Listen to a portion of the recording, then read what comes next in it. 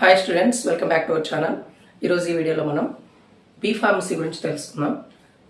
BiPC చేసి next ఏం చేయాలి అని చూసేటువంటి స్టూడెంట్స్ కావచ్చు, నీట్ లాంగ్ టర్మ్ ట్రై చేసి క్విట్ చేసినటువంటి స్టూడెంట్స్ కావచ్చు, లేదా అసలు ఏ కెరీర్ ఆప్షన్ చూస్ చేసుకోవాలని కన్ఫ్యూజన్ ఉన్నటువంటి వాళ్ళందరూ ఈ వీడియోని తప్పకుండా చివరి వరకు చూడండి.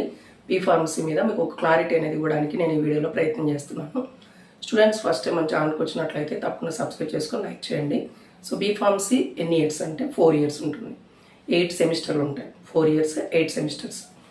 ఎంట్రన్స్ ఎలిజిబిలిటీ చూసుకుంటే ఇంటర్మీడియట్ సెకండ్ ఇయర్ అయిపోయి ఉండాలి, బైపీసీ స్ట్రీమ్ అయి ఉండాలి, botany, zoology, physics, chemistry. So 45 to 50% marks అనేది ఫార్మసీకి అవసరం. పాస్ పర్సంటేజ్ అనేది చూసుకోవాలి. ఎంట్రన్స్ ఎగ్జామ్ ఏదైతుందో AP EAP CET, then TGAP CET అంటే ఎంసెట్ రాసి ఉండాలి, లేదా నీట్ రాసి ఉన్న మిగిలిన అదర్ సెట్స్ ఉంటాయి, సియూ సెట్ అని అలాంటివి రాసి కూడా ఉండొచ్చు. సో కోర్స్ స్ట్రక్చర్ చూసేసరికి ఫార్మాస్యూటిక్స్ ఉంటుంది, ఫార్మకాలజీ ఉంది, pharmaceuticals chemistry, pharmacognosy, biochemistry, human anatomy 1 and 2 రెండు ఉంటాయి. సో ఇవి కోర్స్ స్ట్రక్చర్లో ఉండేటువంటి మెయిన్ సబ్జెక్ట్స్. ఈ బీ ఫార్మసీకి సంబంధించి మెయిన్ సబ్జెక్ట్స్ కింద వాటిని చెప్పవచ్చు. శాలరీ స్టార్టింగ్ తీసుకుంటే అంటే 4 years అయిపోయినాక నువ్వు ఒక జాబ్లో జాయిన్ అయినట్టయితే ఏదో ప్రైవేట్గా తీసుకుంటే శాలరీ వచ్చి 15K నుంచి 40K అంటే నెలకి 15,000 నుంచి 40,000 వరకు వచ్చే ఛాన్స్ ఉంటుంది. అదే ఎక్స్పీరియన్స్ వస్తే 40K అంటే 40,000 నుంచి 1 lakh per month డ్రా చేయొచ్చు.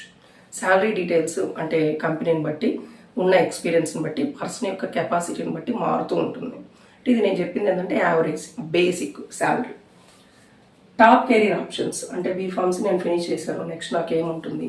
టాప్ కెరీర్ ఆప్షన్ చూస్తే ఇండస్ట్రియల్ రోల్స్ అంటే ప్రొడక్షన్ మేనేజర్, క్వాలిటీ అనలిస్ట్ ఏదైతే ఉందో ఎగ్జిక్యూటివ్, క్వాలిటీ ఎగ్జిక్యూటివ్ అనేది ఉంటుంది.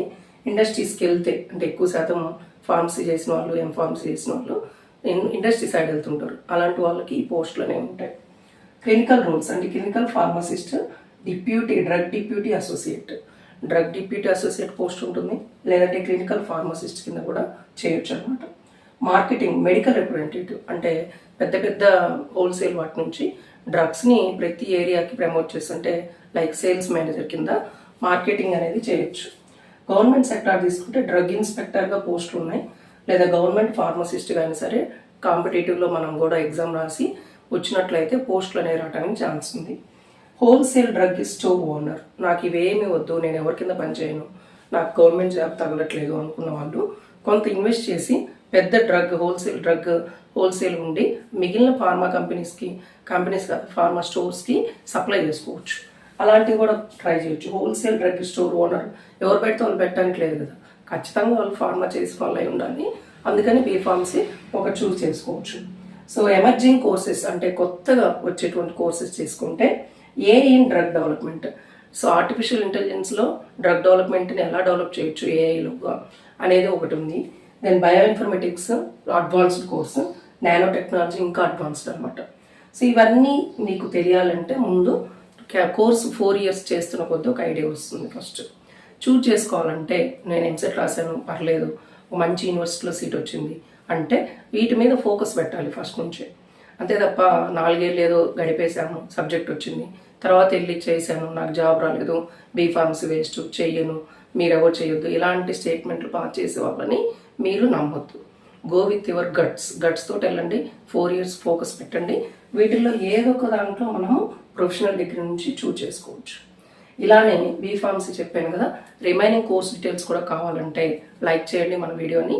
ఇంకా మీకు ఎన్నో వీడియోస్ వాటి మీద ఉన్నటువంటి ప్రొఫెషనల్ కెరీర్ ఆప్షన్స్ మీకు నేను నెక్స్ట్ వీడియోస్లో చేస్తూ ఉంటాను. Thank you for watching.